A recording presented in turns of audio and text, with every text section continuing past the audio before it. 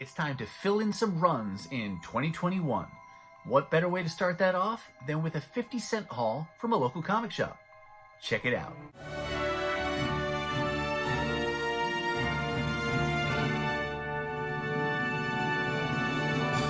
Hey everyone, and welcome back to the channel. My name is Chris, and this is Northgarden Comics.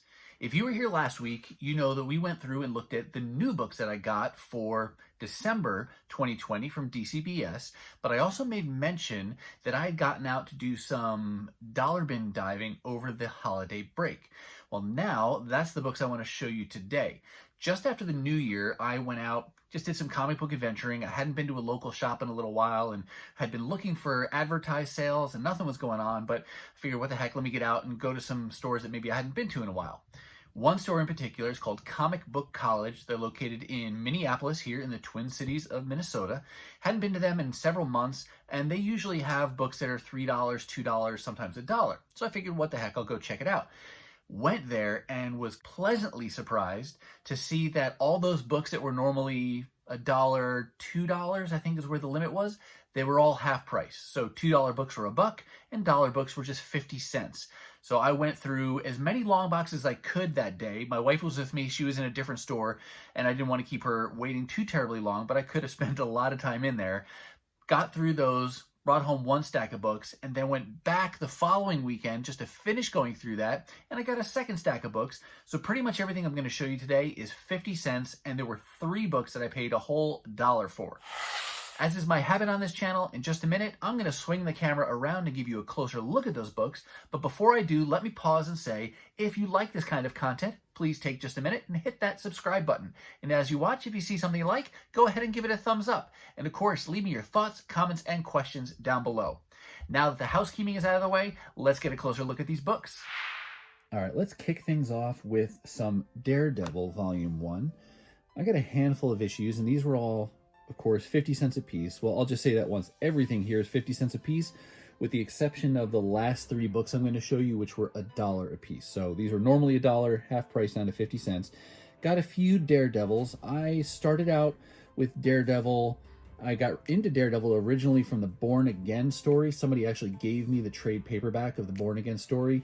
Really liked it, and then I wanted to get those single issues. And then from there, my collecting has broadened to other volumes. But within Volume 1, my primary target is to have Ann Nocenti's run. I believe that's how you pronounce her name. I think for years I mispronounced it Nocenti, but it's Nocenti. She wrote Daredevil from issue 236, I want to say, to like 291 or 292, right in that area. And it's a pretty highly acclaimed run, and it's got artists like John Romita Jr. back at this time. You got Lewis Williams writing, and there's some other artists in there, but her run is pretty highly acclaimed, so I've been working on getting that. I put it together slowly because I'm holding out to get higher condition books. It's very common to find these where the whites in the corner box art here or down here where they're like Spider-Man is, they can start to get rubbed off, and not rubbed off, but you get some blackened marks in there if the books haven't been cared for very well. The pages also have a tendency to get yellowed from books in this run, it seems. I don't know if it's the quality of the paper or just the way they were cared for, but I have noticed that in books from the 80s, early 90s, when it's still this older style paper, some titles I find tend to have, more wear and tear on them than others, whereas others seem to be whiter pages things. And Daredevil's one of those volumes that seems to, lend itself to having a lot more, markings up here on the inside. I pulled out one example to show you. Where did I put it now? Here's a later issue of Daredevil. This is Daredevil 280 that I've had. But you can see, even as you open it up here, I don't know how well it comes through on the camera, but there's kind of this rubbing off of ink. Lots of black in there that's not white at all, up here in the corner. And as you go through, you get a lot of that kind of rubbing off on the interior of the pages, and it starts to darken up the look. And again, I don't know if that's how it was cared for originally. See up in here, over here, it just darkens it up. So whatever the reason is, I try to hold out and find issues that are in better condition And the ones that he had there today, he has some that were in pretty good condition, and so I grabbed them for 50 cents. So 240 is the first one. 245. Cool to have Black Panther on the cover there. Jumping up to 261, part of the John Romita Jr. art run on that. And then 268, that's a pretty iconic cover for Daredevil. Great cover on that one. So yeah, a little handful, been, like I said, piecing it together slowly over time as I can find the higher quality books. Next, we're going to shift over to Cable. This is Cable Volume 1, and I got 4 books today, or at this sale. The reason I picked these up, the covers are kind of cool, but the big reason I got them was because of their connection to the Onslaught story. And yeah, I'm just trying to piece together. I have most of the main books that told the Onslaught story, but now trying to fill in some of the more peripheral pieces, the tie-in books. And again, I'm not going to spend a lot of money on those. I don't know how great they're going to be, but this is just kind of some nice 90s nostalgia as well. But you see Onslaught Phase 1 in the corner title up there. Kind of a cool Hulk cover. But issues 33 to 36 from Volume 1 of Cable address some of the Onslaught story. So like I said, just piecing those together. And I looked up those things online. I may have checked out like the Onslaught Omnibus to begin with to see what titles and issues were part of that story. And if I can put them together cheap, I will. And then maybe someday I'll read the entire thing again. Shifting gears over here, we're going to go to some Ultimate X-Men. This was a volume I've mentioned before. I never followed the Ultimate Universe when it first came out. It was something I got into later. And Ultimate X-Men just seemed like a logical choice because it's a 100-issue run of stories that I've never read, and I love the X-Men, so I've slowly been piecing that together over time, and I usually take it like 10 issues at a time, working my way up, and so I made good progress today with these things only being 50 cents a piece. I was picked up where I had left off my collecting before, so issue 46, 47, 49, I already had 48, and then 50, you got some Kubert art here. You got some pretty high quality artists that run through this volume as well. So I'm looking forward to reading these. And you see how styles have changed when you read maybe an artist today, but then you look back at something they wrote or drew like 20 years ago. And then Stuart Immonen, really love his art style. Again, it looks different going back more than a decade, but still good art. And then I'll also try to put these together, not just in issues, but maybe try to complete a story. So for example, I got issue 59, that was part 1 of this story, but then issue 60 was the conclusion, so I went ahead and got that one as well. So now I'm up to issue 60. I think I have 61 as well, but that's where I'm kind of continuing on now. So I got less than 40 issues to go to have the entire 100-issue volume. Then we shift over, got a couple Avengers books. I forget which volume this is. I think this might be Avengers Volume 3, because Avengers Volume 2 was the Heroes Reborn, where it was outsourced to Image, and then the Heroes Return is Volume 3.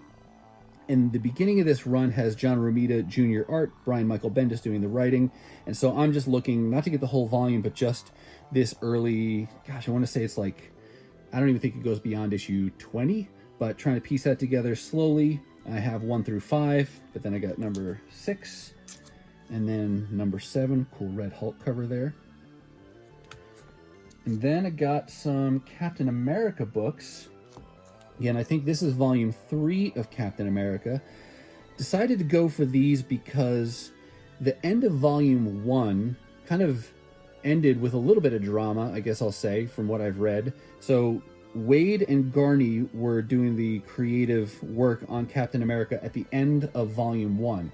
And while many of Marvel's titles were declining at that period in the mid to late 90s, this title was actually doing pretty well. Despite that, they still outsourced this to Image, and neither, I think Wade and or Garney were given the opportunity to help work on it, but neither of them took it. You'd have to fact check to make sure that's actually accurate, but either way, Volume 2, done by Image, was not worked on by Wade or Garney, but then when the Heroes Return came back, they picked it up. So I haven't read these yet, but I figured if they were doing a good job at the end of volume 1.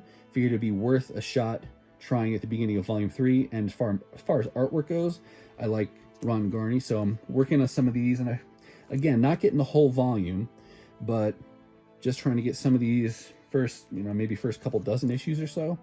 That's a cool cover with Cap as a Skrull, looks like there, or a Skrull who's impersonating Cap.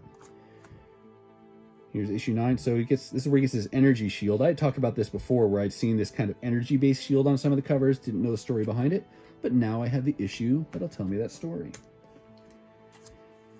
Issue 10, and at this point we've gone over to one of the Kuberts doing art duties on this as well.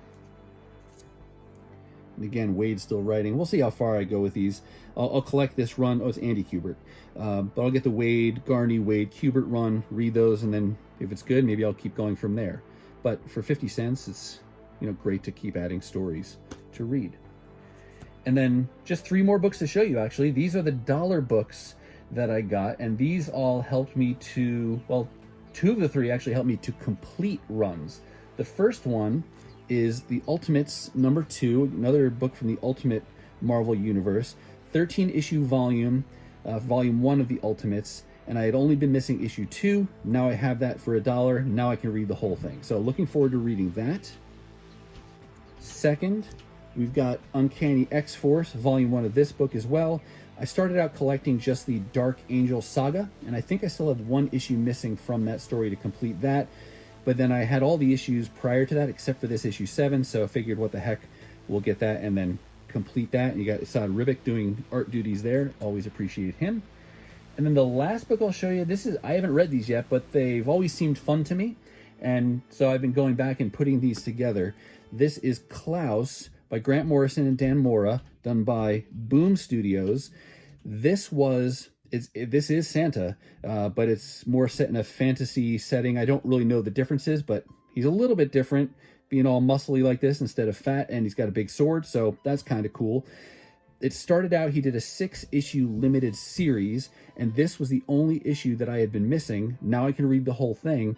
And then at least for a few years, Morrison and Mora were doing, each Christmas time, they would come out with a trade paperback size story, and there's 4 or 5 of those, really thick issues that you could pick up each December. I don't know that they did one in 2020. I'd have to go back and double check that. I haven't seen one, but there's 1 or 2 of those that I still need, and like I said, this completed that for the limited series. So looking forward to that, and that's just been a fun, kind of Christmas time tradition. And I know we're after the fact for Christmas, but hey, we'll end on a Christmas book there.